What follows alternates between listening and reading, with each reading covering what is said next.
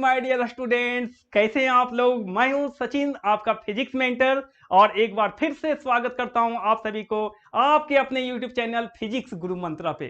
तो आज हम आपके लिए फिजिक्स का बहुत ही इंपॉर्टेंट टॉपिक लेकर के आ गए हैं, क्लास 12 फिजिक्स का dual nature of radiation and matter. तो ये टॉपिक बहुत ही इंपॉर्टेंट चैप्टर है। ये जो लोग इस बार सीयूईटी का एग्जाम दे रहे हैं या नीट का एग्जाम दे रहे हैं, जेई का एग्जाम दे रहे हैं या फिर एनडीए का एग्जाम दे रहे हैं, उनके लिए यह लेक्चर बहुत ही इंपॉर्टेंट होने वाला है।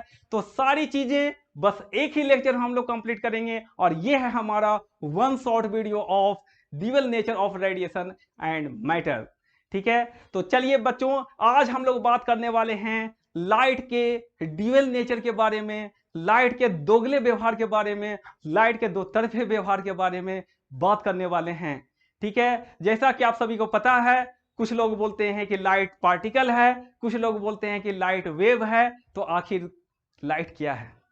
तो ये सारी चीजें आज हम लोग क्लियर करेंगे, और इसी लेक्चर में हम लोग पढ़ेंगे that is dual nature of radiation and matter. ठीक है, ड्यूअल नेचर ऑफ रेडिएशन सबसे पहले पढ़ेंगे, और फिर हम लोग पढ़ेंगे ड्यूअल नेचर ऑफ मैटर। ठीक है, और लास्ट में आपको बताएंगे कि आपको जो हमारे डिब्रोली साहब थे उन्होंने बताया था क्या, कि अगर ड्यूअल नेचर ऑफ लाइट हो सकती है तो ड्यूअल नेचर ऑफ मैटर भी हो सकता है। मतलब मैटर के पास में भी अपना वेव नेचर और पार्टिकल नेचर दोनों होता है। तो ये सारी चीजें बस इसी लेक्चर में हम लोग कंप्लीट करेंगे। चलिए बिना देर किए हुए आज का अपना लेक्चर हम लोग स्टार्ट करते हैं। तो देखते हैं आज क्या है। तो सबसे पहले न्यूटन साहब आए।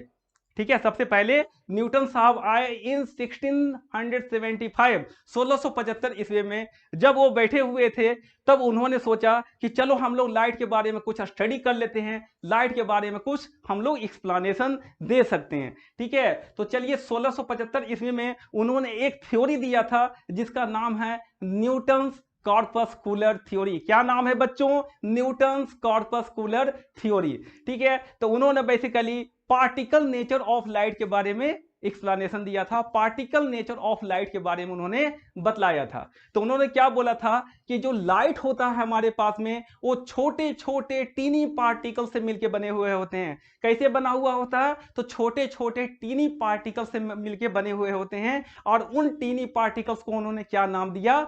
कॉर्पस्क्यूल्स। क्या नाम दिया? कॉर्पस्क्यूल्स। बोला कि ये जो कॉर्पस्क्यूल्स होते हैं वो क्या होते हैं? हाईली इलास्टिक होते हैं, और ये मासलेस होते हैं। क्या होते हैं बच्चों? हाईली इलास्टिक होता है और ये मासलेस होता है। ठीक है, चलिए अब इसमें देखते हैं। So this theory was proposed by Isaac Newton in 1675। ठीक है, ये 1675 में उन्होंने दिया था। ठीक है, according to this theory every light source emits the teeny particles called corpuscles। ठीक है, उसको क्या बोला गया? कॉर्पस्क्यूल्स बोला गया, विच आर हाईली इलास्टिक। जो क्या होता है बच्चों? हाईली इलास्टिक होता है। ठीक है, और मासलेस होता है, and are of different shapes and size. ठीक है, और डिफरेंट शेप्स एंड साइज के ये होते हैं। ठीक है, चलो उसके बाद फिर उन्होंने क्या बताया था कि ये जो कॉर्पस्कल्स होते हैं, ये जो कॉर्पस्क्यूल्स होते हैं, ये ट्रेवल करता है in free space with the velocity of light. ये वेलोसिटी ऑफ लाइट से क्या करता है? ट्रेवल करता है। So these corpuscles travels in a straight line with a very high speed, और ये हमारा फ्री स्पेस में 3 × 10⁻⁸ मीटर पर सेकेंड से ट्रेवल करता है। जी सर। चलिए तो फिर हम लोग आगे बढ़ते हैं कि इस न्यूटन्स के कॉर्पस्कुलर थ्योरी में और क्या इंपॉर्टेंट चीजें थी और क्या इसका डिसएडवांटेज था। ये सारी चीजें अभी हम लोग नेक्स्ट स्लाइड में देखने वाले हैं। तो चलिए आगे बढ़ते हैं। तो सबसे पहले Newton's corpuscular theory can be easily understood with the following example. तो ठीक है, तो इन्होंने basically particle nature of light के बारे में बताया था, और आपको पता है कि पार्टिकल नेचर ऑफ लाइट से हमारा कौन कौन सा फिनोमिना एक्सप्लेन होता है? That is law of reflection, law of refraction, photo electric effect, Compton effect, scattering phenomena. ये सारी पार्टिकल नेचर ऑफ लाइट से हमारा एक्सप्लेन होता है। ठीक है, तो इन्होंने जो हमारा जो लॉ ऑफ मतलब पार्टिकल नेचर ऑफ लाइट के बारे में बताया था, तो उसके बेसिस पे हम लोग इजिली अंडरस्टैंड कर सकते हैं एक बहुत ही सिंपल एग्जांपल से कि लॉ ऑफ रिफ्लेक्शन कैसे प्रूफ होता है पार्टिकल नेचर ऑफ लाइट से। तो चलिए उसके लिए हम एक यहाँ पर एग्जांपल लिए हैं, और ये हमारे पास में क्या है? एक रिजिड वॉल है। क्या है हमारे पास में ये बच्चों, एक रिजिड वॉल है, रिजिड वॉल है। और अगर ये रिजिड वॉल है तो हमने क्या किया, एक हाईली इलास्टिक हमारा रबर का बॉल लिया, ठीक है, रबर का बॉल लिया, और रबर के बॉल को सबसे पहले हमने क्या किया, इस सरफेस के नॉर्मली हमने हिट किया, ठीक है। So Newton's corpuscular theory can be easily understood with the following example.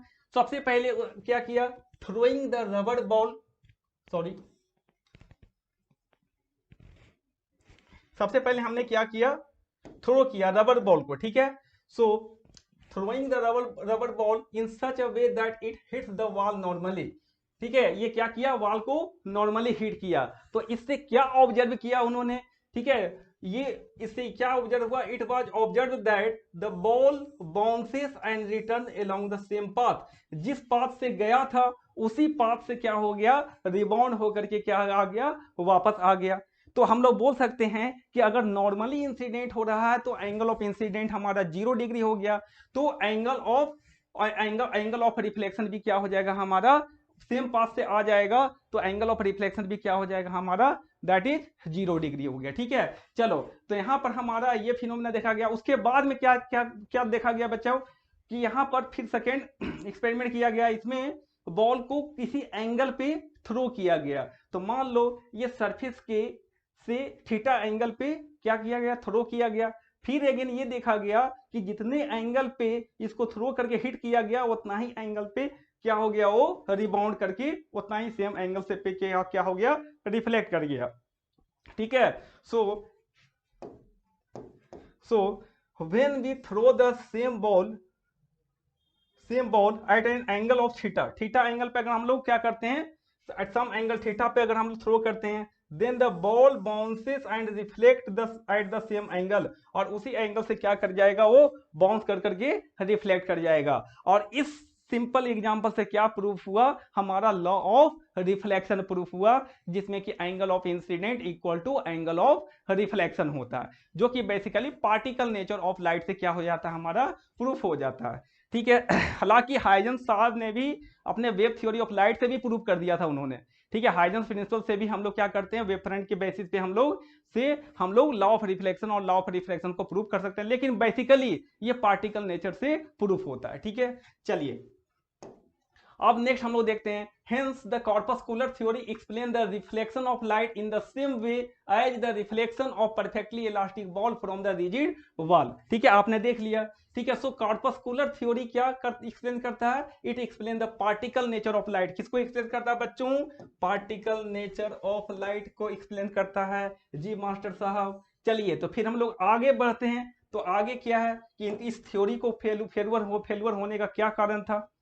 तो सबसे पहला कारण क्या था कि उन्होंने, न्यूटन साहब ने बतलाया था कि जो हमारा डिफरेंट कलर्स ऑफ लाइट होता है due to different shape and size of corpuscles के कारण होता है। मतलब क्या बोला था कि जो कॉर्पस्कुल्स हैं, जो लाइट के टीनी पार्टिकल्स हैं, उसके डिफरेंट शेप्स एंड साइज की वजह से लाइट का डिफरेंट कलर होता है। और इसका कोई उनके पास में वेरिफिकेशन, एक्सपेरिमेंटल वेरिफिकेशन नहीं था। और बाद में ये प्रूफ हो गया कि जो डिफरेंट कलर्स ऑफ लाइट होता है due to the different wavelength के कारण होता है, ठीक है। एक तो ये ही इनका फेलियर का कारण बन गया।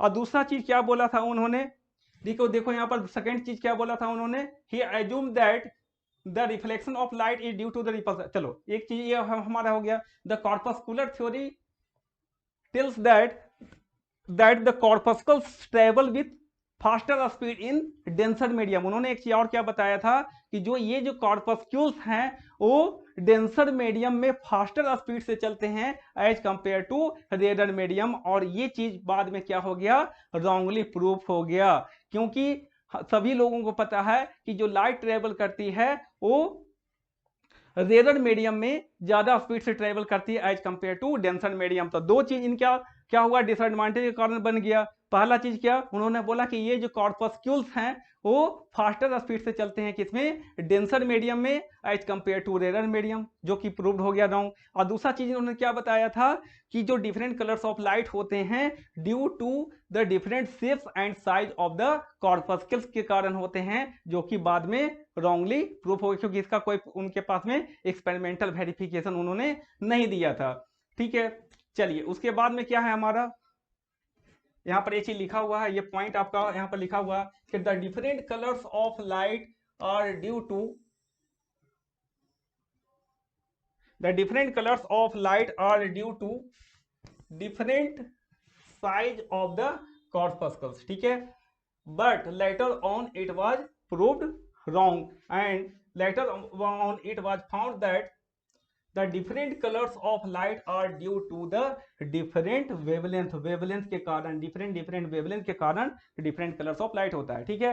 अब नेक्स्ट पॉइंट देखिए, he assumed that the reflection of light is due to the repulsion between the corpuscles and the reflecting surface, ठीक है। उन्होंने क्या बताया था कि जो लॉ ऑफ रिफ्लेक्शन होता है, रिफ्लेक्शन क्यों होता है, basically due to the repulsion between the reflecting surface and corpuscles, और जो रिफ्रैक्शन प्रॉपर्टी होता है, रिफ्रैक्शन फिनोमिना होता है due to the attraction between the refracting surface and corpuscles, ठीक है। दो चीजों ने बताया, क्या बोला, he assumed that the reflection of light is due to the repulsion between the corpuscles and the reflecting surface, while the refraction of the light is due to the attraction between the corpuscles and the refracting surface। आइए देखते हैं कैसे समझते हैं इसे।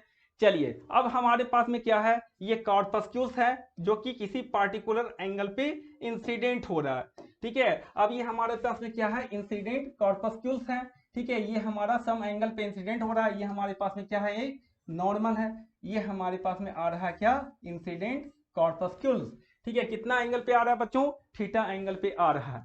तो इसका उन्होंने क्या जस्टिफिकेशन दिया, बोला ये क्या होगा, रे ऑफ लाइट जो हमारे पास में है ये सब सेम एंगल पे क्या हो जाएगा, रिफ्लेक्ट हो जाएगा। और क्यों रिफ्लेक्ट हो जाएगा, क्योंकि ये जो रिफ्लेक्टिंग सरफेस है, ये जो रिफ्लेक्टिंग सरफेस है, ये कॉर्पस्क्यूल्स को क्या कर रहा है, रिपेल कर रहा है। ये क्या कर रहा है, रिपेल कर रहा है, जिसके वजह से ये रिफ्लेक्शन फिनोमिना हो रहा है। ये बताया था उन्होंने लॉ ऑफ रिफ्लेक्शन के बारे में।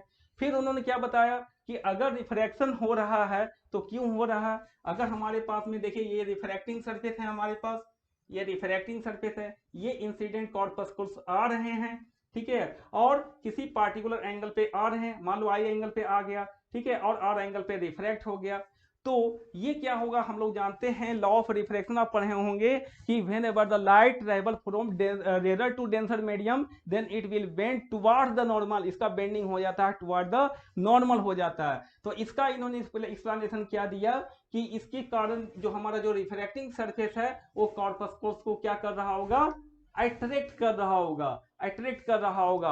अब बाद में उन्होंने एक चीज और बताया कि जो डेंसर मीडियम के जो पार्टिकल्स हैं वो उन कॉर्पस्कुल्स को क्या करते हैं, मोर स्ट्रांगली अट्रैक्ट करते हैं, है ना, कि जो डेंसर मीडियम के जो पार्टिकल हैं वो उन कॉर्पस्कुल्स को मोर स्ट्रांगली अट्रैक्ट करते हैं। तो यहाँ पर देखो ये हमारा क्या है, वाटर मान लो, तो ये हमारा जो वाटर या डेंसर मीडियम के जो पार्टिकल है वो कॉर्पस्कुल्स को क्या करेगा, अट्रैक्ट करेगा, जिसके वजह से क्या हो जाएगा, इसका पाथ क्या हो जाएगा, बेंड हो जाएगा, ये क्या हो जाएंगे, बेंड हो जाएगा, ठीक है। और ये हमारा क्या है, एंगल ऑफ रिफ्रैक्शन, ठीक है। सो अब देख लेते हैं, he told that the particle of the denser medium attract these corpuscles more strongly than the rare medium, है ना, रेयर मीडियम की अपेक्षा ये डेंसर मीडियम के पार्टिकल उसको मोर स्ट्रांगली क्या करते हैं, अट्रैक्ट करते हैं, due to which the light coming from rare to denser medium bend towards the normal, जिसके कारण ये लाइट बेंड कर जाता है टुवर्ड्स द नॉर्मल। तो ये लॉ ऑफ रिफ्रैक्शन का ये जस्टिफिकेशन उन्होंने दिया था, ठीक है। आपको क्लियर हो गया था होगा कि लॉ ऑफ रिफ्रैक्शन को का क्या जस्टिफिकेशन दिया बच्चों, उन्होंने बोला कि ये रिफ्लेक्टिंग सरफेस क्या कर रहा होगा, रिफ्लेक्टिंग सरफेस उस कॉर्पस्क्यूल्स को क्या कर रहा होगा, अट्रैक्ट कर रहा होगा। Whereas law of reflection का क्या जस्टिफिकेशन दिया कि ये रिफ्लेक्टिंग सरफेस उसको क्या कर रहा होगा, रिपेल कर रहा होगा, ठीक है। तो आई थिंक आपको समझ में आ गया होगा, जी सर। तो चलिए आगे बढ़ते हैं, आगे क्या है इसमें देखते हैं हम लोग नेक्स्ट स्लाइड में, ठीक है। Thus a medium could either attract or repel the corpuscles of light, but later on it was proved wrong। इससे क्या कंक्लूजन निकला कि जो हमारे पास में मीडियम है वो इन कॉर्पस्क्यूल्स को अट्रैक्ट भी कर सकते हैं या फिर रिपेल भी कर सकते हैं, क्योंकि रिफ्लेक्शन फिनोमिना में आपने देख लिया कि जो रिफ्लेक्टिंग सरफेस था वो कॉर्पस्क्यूल्स को क्या कर रहा था, रिपेल कर रहा था। वेयर एज रिफ्रैक्शन प्रॉपर्टी में आपने देख लिया रिफ्रैक्शन फिनोमिना में कि जो हमारा रिफ्रैक्टिंग सरफेस था उन कॉर्पस्क्यूल्स को क्या कर रहा था, अट्रैक्ट कर रहा था। तो इससे ये कंक्लूजन निकला कि एक मीडियम जो है वो क्या कर सकता है, कॉर्पस्क्यूल्स को अट्रैक्ट भी कर सकता है या रिपेल भी कर सकता है, और इसको बाद में रॉन्गली प्रूव कर दिया गया। जैसे फॉर एग्जाम्पल अगर हम एक ग्लास का एग्जाम्पल लेते हैं तो वो क्या करता है, लाइट को पार्शियली रिफ्लेक्ट भी करता है और लाइट को पार्शियली क्या करता है, रिफ्रैक्ट भी करता है। ठीक है, तो वो पार्शियली अट्रैक्ट भी कर रहा होगा और पार्शियली रिपेल भी कर रहा होगा, लेकिन ऐसा तो नहीं होता है ना कि eight the same time glass क्या कर रहा होगा, अट्रैक्ट भी कर रहा होगा और रिपेल भी कर रहा होगा। ठीक है, तो ये जस्टिफिकेशन उन्होंने नहीं दिया था। ठीक है, तो आज वी नो दैट, यहां पर देखिए, ठीक है, क्या बोला उन्होंने, the medium could either be attract और repel the corpuscles of light, but later it was proved wrong. ठीक है, उससे जो कंक्लूजन निकला उसको बाद में क्या किया गया, रॉन्गली प्रूव कर दिया गया। ठीक है, अब देखिए उसका एक एग्जांपल है, as we know that the glass partially reflect और refract the light, then how could the glass can attract and repel the corpuscles of the light simultaneously? ठीक है, या तो रिपेल कर रहा होगा या तो अट्रैक्ट कर रहा होगा, साइमल्टेनियसली दोनों तो कर नहीं सकता कि अट्रैक्ट भी करेगा और रिपेल भी करेगा। ठीक है, तो इससे ये क्या हो गया, रॉन्गली प्रूफ हो गया।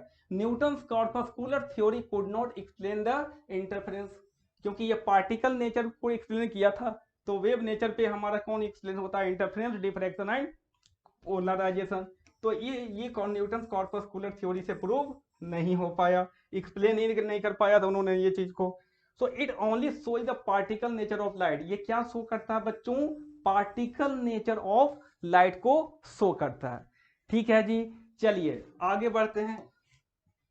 उसके बाद कौन सा आए, एक और साइंटिस्ट जस्ट एक साल के बाद 1676 ईस्वी में हाइजेंस नाम के साइंटिस्ट आए और उन्होंने अपना हाइजेंस का वेव थ्योरी दिया, हाइजेंस का वेव थ्योरी दिया। उन्होंने क्या बोला कि लाइट के पास में क्या होता है, वेव नेचर होता है, लाइट के पास में क्या होता है, वेव नेचर होता है। न्यूटन साहब गलत थे, न्यूटन साहब गलत थे कि लाइट के पास में बेसिकली क्या होता है, वेव नेचर होता है। तो उन्होंने फिर बताया था कि जो लाइट ट्रेवल करती है किसी सोर्स से निकल के, लाइट जो ट्रेवल करती है in the form of wave front, wave front के फॉर्म में क्या होता है, आगे बढ़ता है। ठीक है, तो इसे हम लोग वेव ऑप्टिक्स में बहुत डिटेल में देख चुके हैं कि लाइट जो ट्रेवल करती है in the form of wave front, और जो लोकेशन ऑफ द जो वेव फ्रंट है at any particular instant of time, वो क्या करता है, that will behaves like the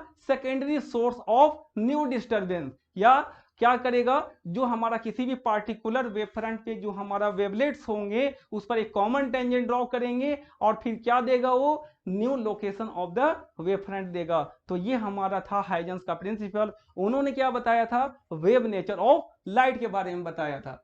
ठीक है, so he told that light is having a wave nature. ठीक है, क्या बोला उन्होंने कि लाइट के पास में क्या होता है बच्चों, वेव नेचर होता है।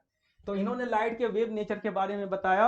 According to him light is a mechanical wave. अब देखो एक चीज उन्होंने गलत बता दिया था एक चीज उन्होंने गलत बता दिया था। क्या गलत बताया कि लाइट जो होता है एक मैकेनिकल वेव होता है which required the medium for their propagation, जिसको बाद में रॉन्गली प्रूव कर दिया गया, जिसको बाद में रॉन्गली प्रूव कर दिया गया। बाद में मैक्सवेल साहब आए और उन्होंने बोला कि लाइट क्या होता है, एक नॉन मैकेनिकल वेव होता है और ये एक इलेक्ट्रोमैग्नेटिक वेव होता है। ठीक है, तो ये इसका हाइजेंस का एक डिसएडवांटेज ये था फेल्योर होने का। उन्होंने क्या बताया था, according to him light is a mechanical wave. उन्होंने क्या बताया था, लाइट एक मैकेनिकल वेव होता है which required the medium for their propagation, जिसकी प्रोपेगेशन या जिसको ट्रेवल करने के लिए एक मीडियम की रिक्वायरमेंट होती है। ठीक है, जिसको बाद में प्रूव कर दिया गया रॉन्ग। ठीक है, चलिए अब आगे देखते हैं क्या है next point. The light travel with faster speed in rare medium rare medium than denser medium which is true. एक चीज उन्होंने सही बता दिया। फिर क्या बोला कि जो लाइट ट्रेवल करती है वो रेयर मीडियम में फास्टर स्पीड से ट्रेवल करती है as compare to denser medium, जिसे आज भी एक्सेप्ट किया जाता है। ठीक है, अब नेक्स्ट पॉइंट देखिए क्या है, he prove the law of reflection. उन्होंने law of reflection, interference and diffraction, ये सारे फिनोमिना को क्या कर दिया उन्होंने, प्रूव कर दिया। इवन की लॉ ऑफ रिफ्लेक्शन और लॉ ऑफ रिफ्रैक्शन को, जो कि पार्टिकल नेचर से प्रूव होता था, ठीक है, उसको भी उन्होंने क्या कर दिया, एक अपने हाइजेंस प्रिंसिपल से और क्या कर दिया, वेव नेचर से उसको प्रूव कर दिया, लॉ ऑफ रिफ्लेक्शन को भी, लॉ ऑफ रिफ्रैक्शन को भी।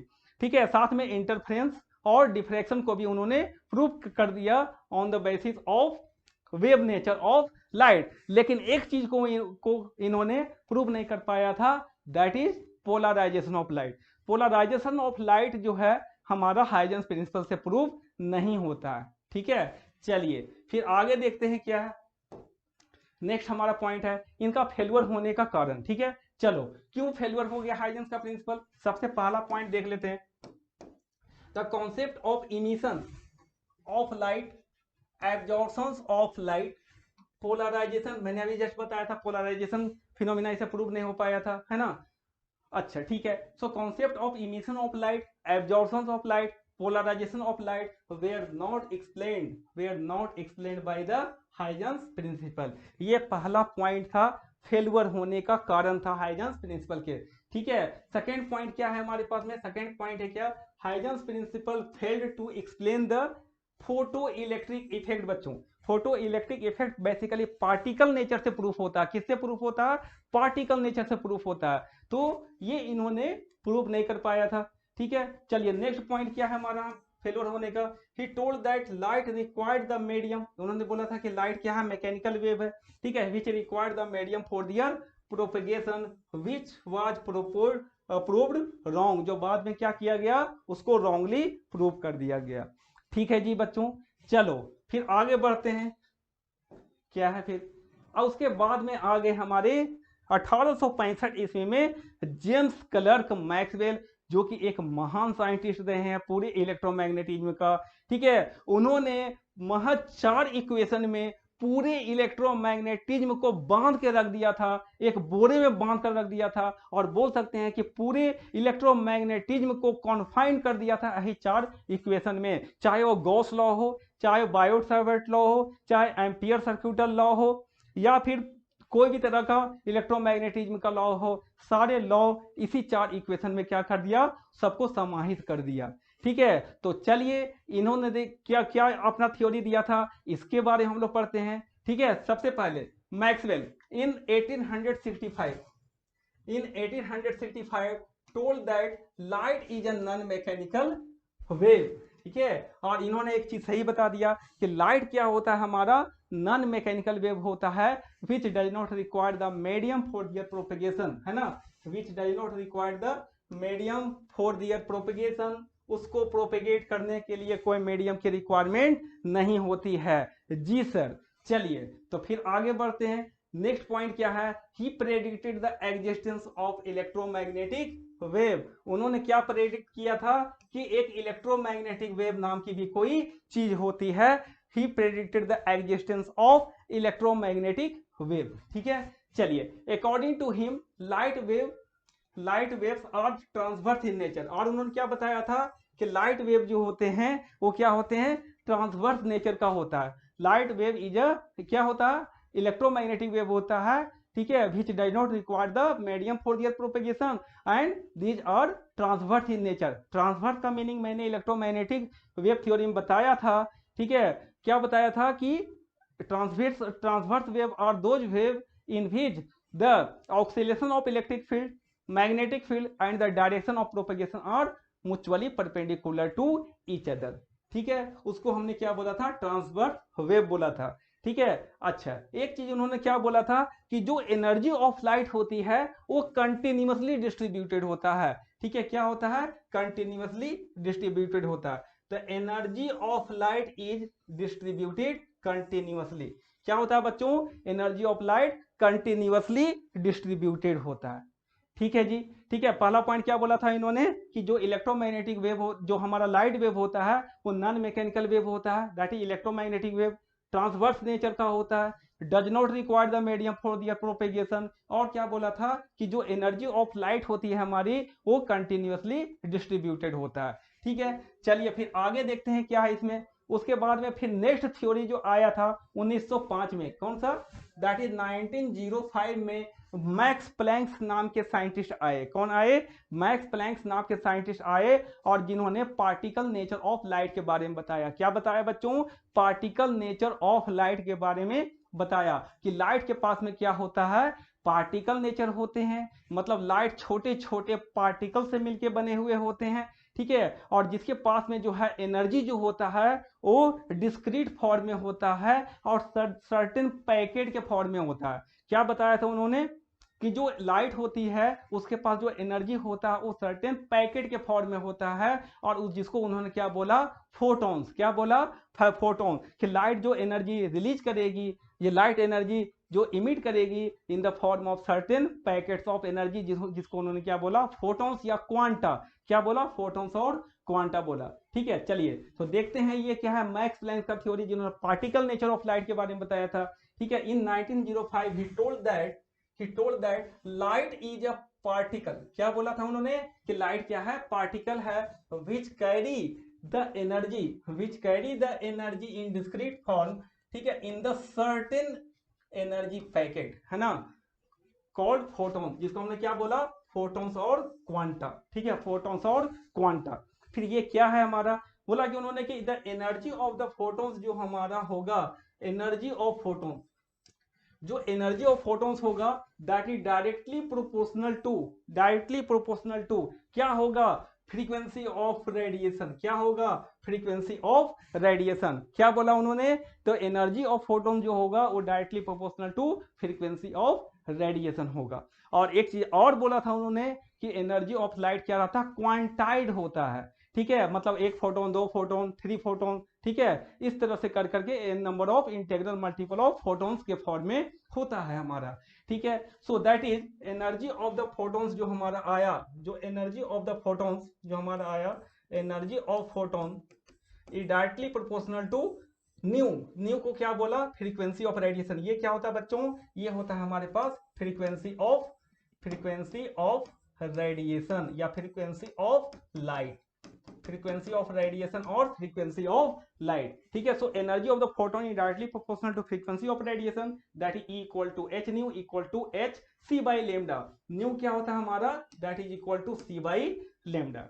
ठीक है, आप पढ़े होंगे भी इक्वल टू क्या होता है हमारा, दैट इज एफ लेमडा। तो यहाँ पर एफ को किसे रिप्रेजेंट कर दिए हैं हम लोग, न्यू से, तो nu into lambda equal to v, तो न्यू इक्वल टू क्या हो गया, वी बाई लेमडा। वी क्या है हमारा, सी है, तो c by lambda, c by lambda, है ना, c by lambda, v by lambda मतलब सी बाई लेमडा। ठीक है जी, चलिए तो ये हमारा आ गया। So energy of photon equal to h nu equal to h c by lambda, where nu क्या रिप्रेजेंट कर रहा, न्यू रिप्रेजेंट कर रहा फ्रीक्वेंसी ऑफ रेडिएशन को, और एच क्या रिप्रेजेंट कर रहा, प्लैंक्स कांस्टेंट को रिप्रेजेंट कर रहा, जिसका वैल्यू होता है 6.626 into 10 to the power of -34 joule second. कितना होता है बच्चों, 6.626 into 10 to the power of -34 joule second. ठीक है जी, तो ये था हमारा बेसिकली मैक्स प्लैंक्स का थ्योरी, जिन्होंने पार्टिकल नेचर ऑफ लाइट को एक्सप्लेन किया था और पार्टिकल नेचर ऑफ लाइट के बारे में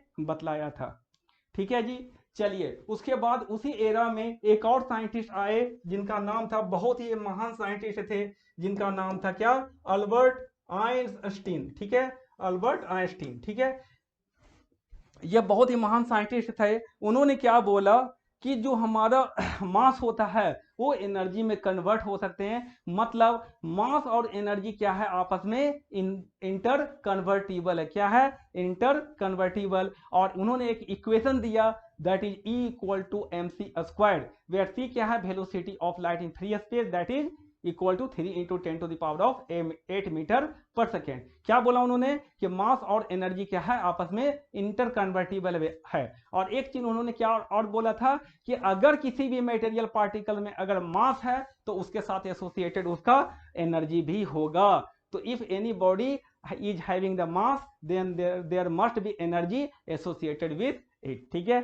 तो इन्होंने बताया था आइंस्टीन ने। और बेसिकली आइंस्टीन साहब जो थे वो किसके बारे में बताया था बच्चों, वो भी किसके बारे में बताया था, ड्यूअल नेचर के बारे में बताया था कि लाइट के पास में ड्यूअल नेचर होता है, उसका बेसिकली दोगला व्यवहार होता है और डिपेंड करता है वो किससे इंटरेक्ट कर रहा है। ठीक है, चलिए तो ये हमारा हो गया। According to him if a body is having the mass then it must have the energy associated with it. अगर किसी भी बॉडी में मास है तो उसके साथ एसोसिएटेड उसका एनर्जी होगा और ये दोनों आपस में क्या होंगे, इंटर कन्वर्टिबल होगा। He told that the mass and energy are interconvertible, है ना, मास को एनर्जी और एनर्जी को मास में हम लोग कन्वर्ट कर सकते हैं। तो अगर देखो E इक्वल टू mc² एक इक्वेशन इन्होंने दिया जिसको हम लोग जानते हैं Einstein mass energy equivalence relation से, है ना। ठीक है, ये है क्या है, Einstein mass energy equivalence relation. तो यहां से अगर आपको मास ऑफ द बॉडी निकालना है तो क्या हो जाएगा बच्चों, मास ऑफ द बॉडी अगर निकालना है तो ये हो जाएगा m इक्वल टू E/c²। क्या हो जाएगा, मास इक्वल टू E/c², जहां पर E क्या है, एनर्जी ऑफ द बॉडी है। ठीक है, उसके बाद की जो कहानी है वो बहुत ही इंटरेस्टिंग है। उसके बाद की जो कहानी है बहुत ही इंटरेस्टिंग है। क्यों सर, क्योंकि आइए आज हम लोग एक और बहुत ही महान साइंटिस्ट के बारे में पढ़ने वाले हैं जिनका बैकग्राउंड ही साइंस का नहीं था, जो एक आर्ट्स के स्टूडेंट थे और जो कि एक LLB कर रहे थे। जब उन्होंने देखा कि दुनिया भर के साइंटिस्ट आपस में ही लड़ रहे हैं अपने अपने थ्योरी को लेकर के, लाइट के थ्योरी को लेकर के, कोई बोल रहा है कि लाइट पार्टिकल है, कोई बोल रहा है कि लाइट वेव है। ठीक है, तो उन्होंने ये सारी चीजें जब देखा तो एक स्टेटमेंट उन्होंने दिया था। क्या स्टेटमेंट दिया था, that is nature loves symmetry. क्या बोला था उन्होंने, नेचर लव्स साइमेट्री। ठीक है, फिर उन्होंने क्या बताया कि light is neither a particle nor a wave. क्या बताया था कि लाइट ना तो पार्टिकल है ना तो वेव है। ठीक है, it is only the form of energy which sometimes behaves like a particle and sometimes behaves like a wave। ठीक है, क्या बोला, जैसे मान लो सपोज दैट, इसका एक सिंपल एग्जांपल ले लेता हूं मैं, एक प्रैक्टिकल लाइफ से आपको रिलेट करके मैं बता देता हूं। सपोज दैट आपके नेचर के बारे में अगर पूछा जाए कि आपका बिहेवियर या आपका नेचर क्या है तो आप क्या बोलोगे। ठीक है, अगर आप मान लो अपने पेरेंट के साथ में इंटरेक्ट कर रहे हो, अपने फादर के साथ में इंटरेक्ट कर रहे हो तो आपका बिहेवियर कुछ और होगा, थोड़ा सा सहमे हुए रहोगे, थोड़ा डरे डरे हुए से रहोगे और एक अलग तरह से बिहेव करोगे। ठीक है, एक शिष्टाचार होगी और एक आप सिस्टमेटिक वे में एक अच्छे तरह से बिहेव करोगे अपने क्या पेरेंट के सामने। लेकिन अगर मान लो सपोज दैट आप अपने फ्रेंड के साथ में घूम रहे हो, अपने फ्रेंड के साथ में इंटरेक्ट कर रहे हो तो आपका बिहेवियर क्या हो जाएगा, चेंज हो जाएगा। आप अपने फ्रेंड के साथ में दूसरे तरह से आप बिहेव करोगे। तो आप एक ही हो लेकिन आपका नेचर चेंज हो रहा है पर्सन टू पर्सन जिससे आप इंटरेक्ट कर रहे हो। तो वही सेम टू सेम चीज क्या है लाइट के साथ में, है ना। तो लाइट का जो बोला कि क्या, कि light is neither a wave not a particle, it depends upon from which it is interacting, किससे वो बेसिकली इंटरेक्ट कर रहा है। अगर एक लाइट ऐसे पार्टिकल के साथ में इंटरेक्ट कर रहा है जिसका फिजिकल डायमेंशन बहुत ज्यादा है as compare to the wavelength of the light, मतलब lambda is very very smaller than size of the obstacle, then उस केस में जो लाइट का बिहेवियर होगा वो क्या होगा, पार्टिकल के जैसा बिहेव करेगा। कैसा बिहेव करेगा बच्चों, पार्टिकल के जैसा बिहेव करेगा। और लाइट अगर एक ऐसे ऑब्स्टेकल या ऐसे ऑब्जेक्ट के साथ इंटरेक्ट कर रहा है जिसका size, physical size comparable to the wavelength of the light है, मतलब क्या होगा, lambda is comparable to the physical size. तो उस केस में जैसे आप स्लिट पढ़े होंगे यंग्स डबल स्लिट एक्सपेरिमेंट में, जो स्लिट का जो हमारा क्या होता है, हमारा स्लिट का जो हमारा साइज होता है वो क्या होता है, बहुत ही कंपेरेबल होता है, comparable to the wavelength of the light होता है। तो उस केस में जब वो इंटरेक्ट करता है वो लाइट स्लिट के साथ में, ठीक है, तो कैसा बिहेव करता है, वेव के जैसा बिहेव करता है। ठीक है, तो इन्होंने बहुत इंपॉर्टेंट स्टेटमेंट दिया था और जिसको आज यूनिवर्सली एक्सेप्ट भी किया जाता है। ठीक है, कि लाइट क्या होता है, neither a wave not a particle, it is only the form of energy which sometimes behaves like a particle, sometimes behaves like a wave. ठीक है, चलिए तो अब देखिए यहाँ पर इन्होंने यही चीज बताया था इन 1924 ठीक है, देखिए अब यहाँ पर स्टेटमेंट देख लेते हैं। इन 1924 he told that light is neither a wave nor a particle, ठीक है, it is only the form of energy, ये एक केवल एनर्जी का फॉर्म है, which sometimes behaves like a wave and sometimes behaves like a particle depending upon the object with which it is interacting, ये किससे interact कर रहा है उस पर डिपेंड करेगा। But at a time only one behaviour या वन नेचर अपियर, ऐसा तो नहीं होता है कि आपका ड्यूअल नेचर आ जाता है, मतलब एक ही साथ में दोनों बिहेवियर तो आता नहीं है। सो एट अ टाइम उन्होंने क्या बोला कि लाइट का या तो पार्टिकल नेचर होगा या तो वेव नेचर होगा, दोनों नेचर एक ही साथ में अपियर नहीं होगा। ठीक है, अब इसका दो केसेस देख लीजिए यहाँ पर जो मैंने अभी डिस्कस किया था। If the wavelength of the light is very very smaller then the size of the object, then the light will behave like a particle, and if lambda is comparable to the size of the object, then the light behaves like a wave, उस समय कैसा behave करेगा, wave के जैसा behave करेगा। he told that nature loves symmetry, क्या बोला उन्होंने, nature loves symmetry, hence a matter is also having the dual nature, उन्होंने क्या बोला कि अगर लाइट के पास में ड्यूअल नेचर होता है तो मैटर के पास में भी क्या होगा, ड्यूअल नेचर होगा। जब लाइट मैटर के जैसा पार्टिकल के जैसा बिहेव कर सकता है तो इसका मतलब मैटर भी वेव के जैसा बिहेव कर सकता है। और उन्होंने एक कॉन्सेप्ट दिया था मैटर वेव का, क्या दिया था बच्चों, मैटर वेव का, कि कोई भी अगर बॉडी आप क्या कर रहा है, किसी वेलोसिटी से मूव कर रहा है v वेलोसिटी से, तो उसके साथ एसोसिएटेड क्या होगा, उसका वेव नेचर होगा, उसके साथ एसोसिएटेड उसका वेवलेंथ होगा, जिसको बोला उन्होंने डी ब्रोगली वेवलेंथ, जिसका वैल्यू होता है h/p। आइए देखते हैं इसको फर्दर स्लाइड में।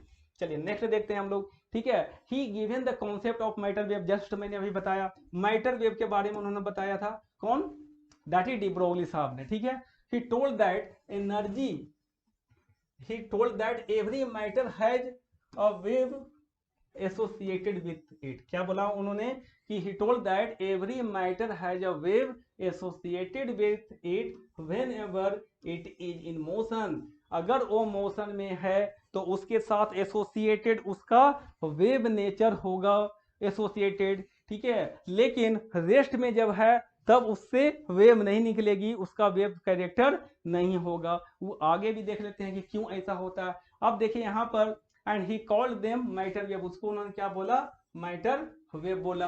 ठीक है, अब देखिए एनर्जी हमारा क्या होता है, energy equal to hc/λ, h/λ क्या होता है हमारे बच्चों, h/λ होता है हमारा क्या, दैट इज मोमेंटम p।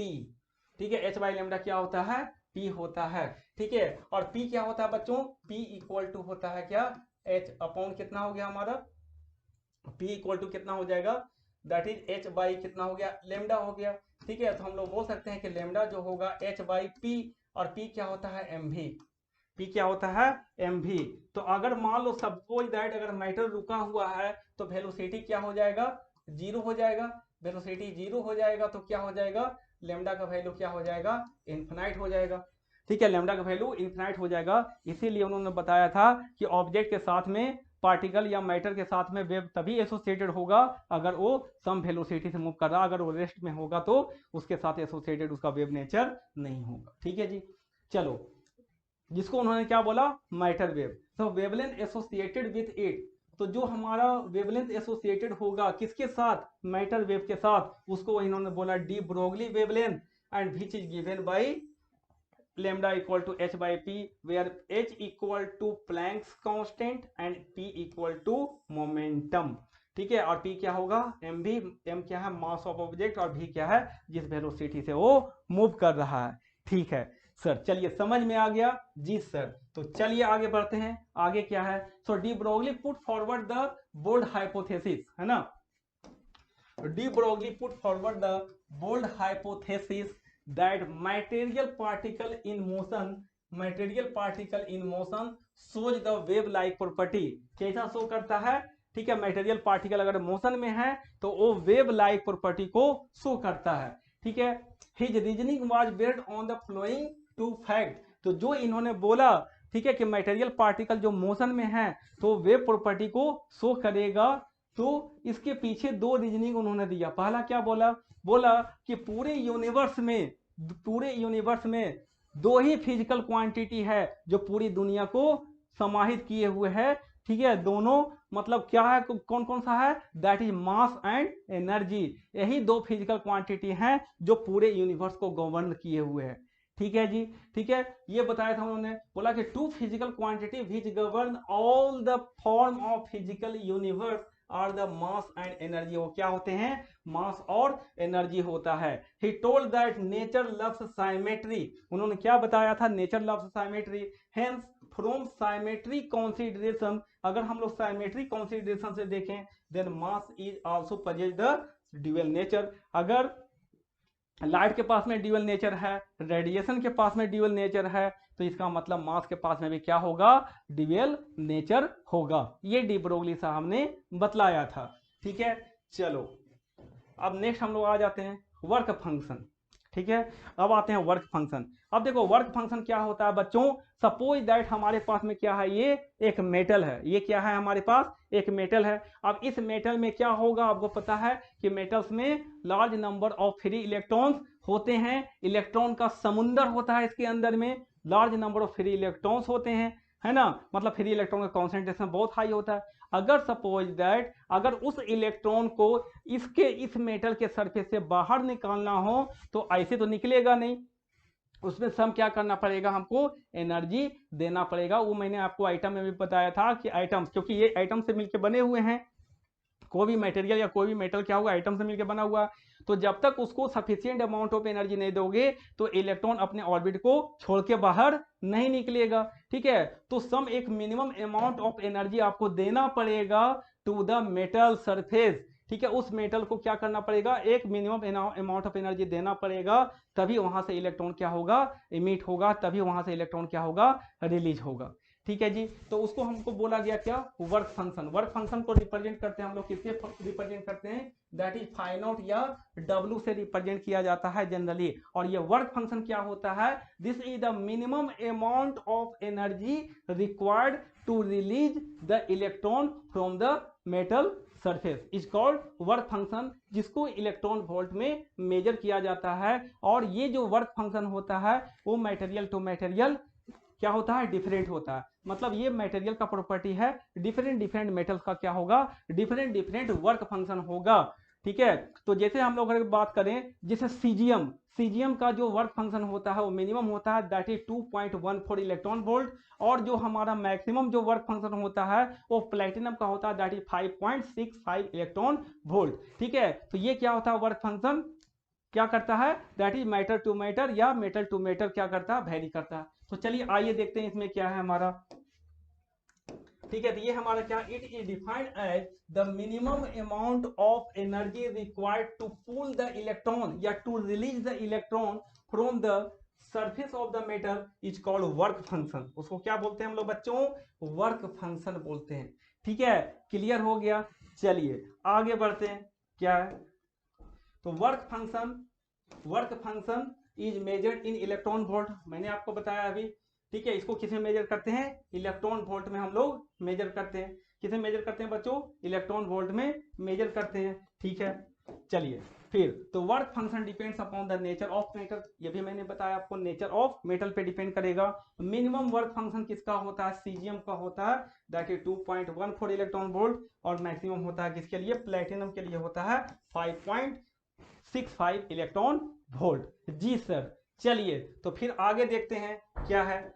चलिए नेक्स्ट हम लोग देखते हैं, अब आते हैं हम लोग इलेक्ट्रॉनिक इमिशन, ठीक है। अब ये हमारा टॉपिक स्टार्ट होता है इलेक्ट्रॉनिक इमिशन। तो जैसा कि नेम ही सजेस्ट करता है बच्चों, इलेक्ट्रॉनिक मतलब इलेक्ट्रॉन और इमिशन मतलब इलेक्ट्रॉन का इमिशन। तो किसी भी मेटल सरफेस से हम लोग इलेक्ट्रॉन को कैसे रिलीज कर सकते हैं, कैसे उससे इमिट करवा सकते हैं इलेक्ट्रॉन को, ठीक है। तो इसके डिफरेंट डिफरेंट प्रोसेस होते हैं। तो बेसिकली आपको पता होगा कि मुझे एनर्जी देना पड़ेगा, बाहर से एक्सटर्नली एनर्जी देना पड़ेगा, तभी इलेक्ट्रॉन क्या होगा, वहां से उसके सरफेस से इमिट होगा या रिलीज होगा। अब ये एनर्जी आप किस फॉर्म में दे सकते हो, तो ये एनर्जी हम लोग चार फॉर्म में दे सकते हैं। चार तरह से हम लोग क्या कर सकते हैं, एनर्जी देके इलेक्ट्रॉन को रिलीज करवा सकते हैं। The very first method is called thermionic emission. क्या बोलते हैं उसको हम लोग, थर्मी आयनिक इमिशन, ठीक है। देखिए ये है हमारा क्या, थर्मी आयनिक इमिशन। ठीक है, तो मैं आपको बता दूं कि थर्मो आयनिक इमिशन में क्या करते हैं, शॉर्ट में बता देता हूं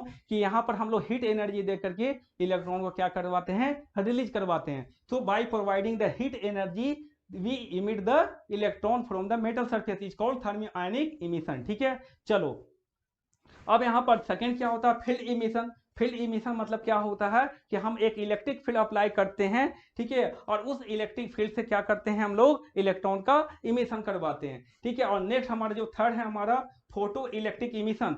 फोटो इलेक्ट्रिक इमिशन मतलब क्या हुआ, नाम सजेस्ट करता है फोटो। फोटो मतलब लाइट एनर्जी, मतलब लाइट एनर्जी को फॉल करवा करके इलेक्ट्रॉन को रिलीज करने का जो प्रोसेस होता है उसको हम लोग बोलते हैं photo electric emission. And the releasing electron या emitted electron are called photo electrons. ठीक है, इसको हम लोग इसी चैप्टर में बहुत ही डिटेल में स्टडी करने वाले हैं, जो कि पार्टिकल नेचर ऑफ लाइट पे बेस्ड है, that is photo electric effect. ठीक है, चलिए फिर हम लोग नेक्स्ट जो हमारा है एक सेकेंडरी इमिशन। सेकेंडरी इमिशन में क्या करते हैं, बहुत ही हाईली एनर्जेटिक इलेक्ट्रॉन के साथ में क्या करवाते हैं हम लोग, बम्बार्डमेंट करवाते हैं किसको, एक मेटल सरफेस को, और उसके बम्बार्डमेंट के कारण क्या होता है, एनर्जी रिलीज होती है, दैट इज इलेक्ट्रॉन क्या होता है, रिलीज होता है from the surface of the metal. और वो कैसे रिलीज होता है, जब हम लोग हाईली एनर्जेटिक या हाई काइनेटिक एनर्जी वाले इलेक्ट्रॉन को उसके साथ बम्बार्डमेंट करवाते हैं। तो चलिए इसको देखते हैं डिटेल में वन बाय वन। सबसे पहला thermionic emission, it is the method of releasing the electron,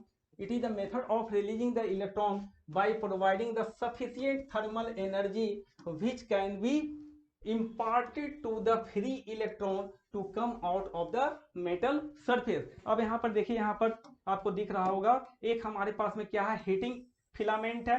ठीक है, हीटिंग फिलामेंट है जो कि हीट एनर्जी इसमें क्या कर रहे हैं हम लोग, प्रोवाइड कर रहे हैं, हीट एनर्जी प्रोवाइड कर रहे हैं। इससे क्या होगा, हमारा यहाँ से इलेक्ट्रॉन निकलेगा, यहाँ से इलेक्ट्रॉन क्या होगा बच्चों, निकलेगा। तो ये सारे रेड कलर वाले आपको दिख रहे होंगे, ये सारे क्या है, इलेक्ट्रॉन है। So emission of electron by providing the thermal energy is called thermionic emission and the emitted electrons are called thermal electrons। उसको क्या बोलते हैं बच्चों, ये जो इलेक्ट्रॉन इमिट हुआ उसको हम लोग बोलते हैं थर्मल इलेक्ट्रॉन्स। क्यों, क्योंकि ये थर्मल एनर्जी से इमिट हुआ, इसको बोला जाता है थर्मल इलेक्ट्रॉन्स। ठीक है, चलो अब नेक्स्ट देखिए क्या है, next that is field emission. अब फील्ड इमिशन में क्या करते हैं, एक इलेक्ट्रिक फील्ड, एक suitable value of electric field apply करके हम लोग क्या करते हैं, इलेक्ट्रॉन को इमिट करवाते हैं या इलेक्ट्रॉन को रिलीज करवाते हैं। लेकिन उसके लिए आपको बहुत ही हाई फील्ड की रिक्वायरमेंट होता है, कोई भी इलेक्ट्रिक फील्ड से इलेक्ट्रॉन नहीं निकलेगा, आपको बहुत ही हाई फील्ड इलेक्ट्रिक फील्ड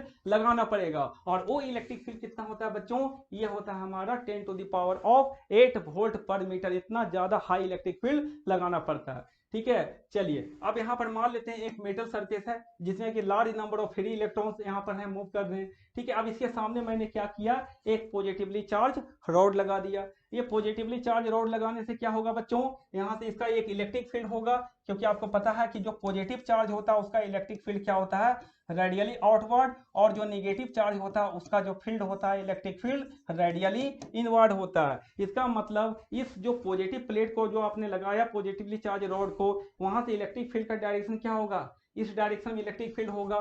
ठीक है, तो जो इलेक्ट्रॉन पे जो फोर्स होगा वो किधर लगेगा बच्चों, इलेक्ट्रिक फील्ड के अपोजिट डायरेक्शन में लगता है, F equal to q into e, और E क्या है हमारा, charge on electron, that is F equal to e into e. तो क्या करेगा, जैसे मैंने ये इलेक्ट्रिक फील्ड लगाया, इतना हाई इलेक्ट्रिक फील्ड, वो मेटल सरफेस के इलेक्ट्रॉन को अट्रैक्ट करेगा और यहाँ से क्या करवा देगा, उसको रिलीज करवा देगा। ठीक है, ये पॉजिटिवली चार्ज प्लेट क्या करे, एक इलेक्ट्रिक फील्ड क्रिएट किया इस डायरेक्शन में, तो इलेक्ट्रॉन अट्रैक्ट हुआ इस डायरेक्शन में, तो क्या हुआ हमारा, यहाँ से मेटल सरफेस से इलेक्ट्रॉन रिलीज हो गया। ठीक है, इसको हमने क्या बोला, field emission, that is by providing the electric field, suitable value of electric field. ठीक है, अब देखिए नेक्स्ट क्या है, नेक्स्ट मेथड है मेरा फोटो इलेक्ट्रिक इमिशन, जिसको हम इसी चैप्टर में बहुत ही डिटेल में स्टडी करने वाले हैं। ठीक है, और ये पार्टिकल नेचर ऑफ लाइट पे बेस्ड होता है। ये क्या बोला, it is the process of electron emission, it is the process of electron emission by following the light energy of suitable frequency and wavelength, है ना।